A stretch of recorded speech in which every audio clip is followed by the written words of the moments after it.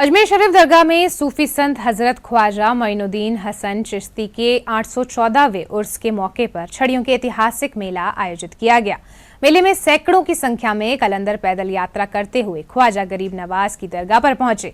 उर्स के मौके पर इस मेले को देखने के लिए बड़ी संख्या में जायरीन और स्थानीय लोग मौजूद रहे।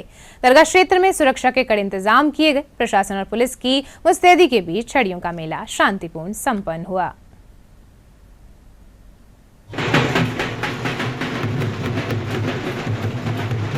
कलंदर करीब 5000 कलंदर हैं और ये कलिया शरीफ से छलिया शरीफ रवाना होती है। कलिया शरीफ से दिल्ली से जयपुर और जयपुर से अजमेर होते हुए ख्वाजा साहब के दरबार में छलियां आती हैं। कल ये जुलूस ये जो है परंपरा हुजूर गरीब नवाज के दरबार के अंदर में बाबा कुतुब सरकार लेके आया करते थे छलियां। उसी परंपरा के अनुसार चिश्तिया सिलसिले की ये परंपरा है। हम लोग भी छलियां लेके हाजिर हो रहे हैं और गरीब नवाज ने इस साल ये मौका मुझे भी दे दिया है। ख्वाजा साहब ने तमाम खुदाम हजरात की तरफ से मैं पैदल चल के आ रहा हूँ दिल्ली से छलियों के साथ मलंगों के साथ। यहाँ जो है ये अली शब कलंदर से चलता है। ये भाई कम से कम 70 साल हो गए इनको जो है चलते चलते हजूर गरीब नवाज में। अब ये कम से कम 72 लोग आए हुए हैं। अजमेर शरीफ दरगाह में 814वें उर्स के मौके पर छड़ियों के ऐतिहासिक मेले के आयोजन के बारे में और ज्यादा बातचीत के लिए जुड़ चुके हैं अजमेर से हमारे संवाददाता चंद्रशेखर शर्मा। जैसे कि हमें पता है कि अजमेर शरीफ दरगाह न केवल मुस्लिम समुदाय के लोगों के लिए अहम है, परंतु और दूसरे समुदाय के लोग भी यहाँ आते हैं और अपनी चद्दर भेजते हैं। तो आइए और ज़्यादा जानकारी हम लेते हैं चंद्रशेखर शर्मा जी से कि किस तरह से ये मेले का आयोजन होता है और ये छड़ियों की क्या महत्वता है।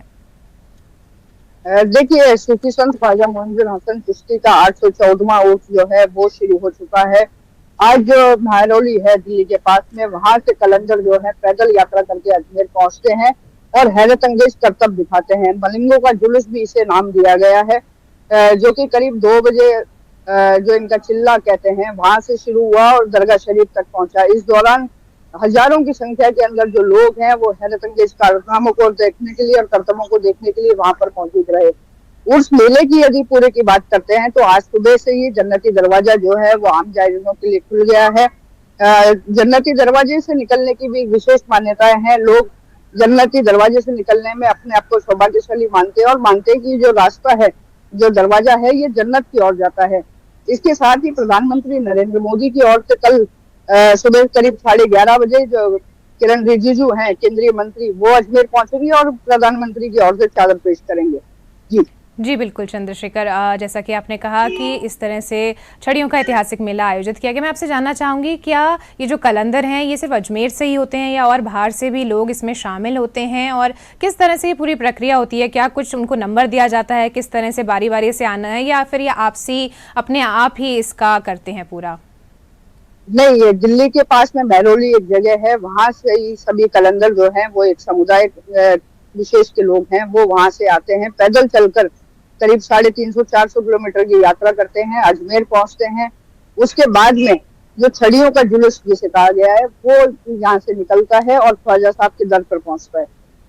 जी, लोगों की श्रद्धा है, ये आस्था है कि इतना लंबा सफ़र वो पैदल तय करके आते हैं और निरंतर वो अपना जुलूस दिखाते हैं। मैं आपसे और जानना चाहूँगी, क्योंकि हज़ारों की संख्या में लोग आते हैं, तो प्रशासन द्वारा क्या कुछ तैयारी की जाती है? क्या पहले कुछ दिनों पहले से ही इसके बारे में, क्या इसकी तारीख भी निर्धारित होती है या फिर बदलती रहती है हर बार? और प्रशासन किस तरह से इसमें अनुशासन बनाए रखने के लिए क्या तैयारी करता है? देखिए, हर साल ये सालाना उर्स जो है खुद सूफी संत ख्वाजा मोइनुद्दीन हसन चिश्ती का ये मनाया जाता है। चांद दिखने के साथ में उर्स की शुरुआत होती है। भीलवाड़ा का एक गौरी परिवार है जो कि बुलंद दरवाजे पर झंडा चढ़ाता है और झंडा चढ़ाने के साथ ही औपचारिक जो मेले की शुरुआत है वो हो जाती है।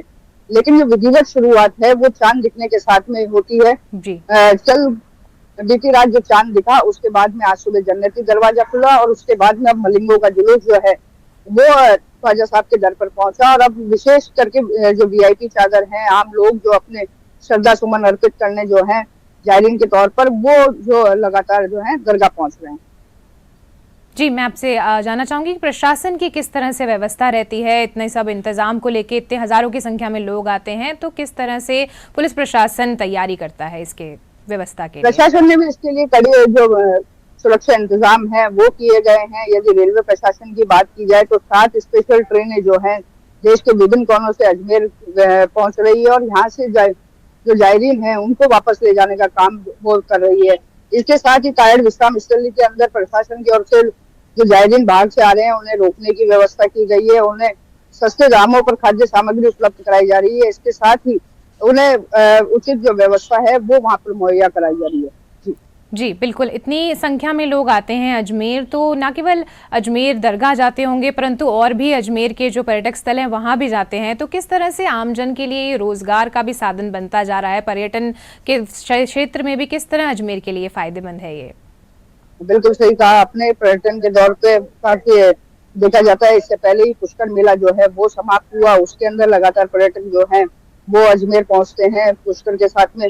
इसके साथ ही अब जो ख्वाजा साहब का उर्स चल रहा है उसके लिए भी जो जायरीन है और साथ में पर्यटक हैं वो भी इस ऐतिहासिक मेले को देखने के लिए अजमेर पहुंचते।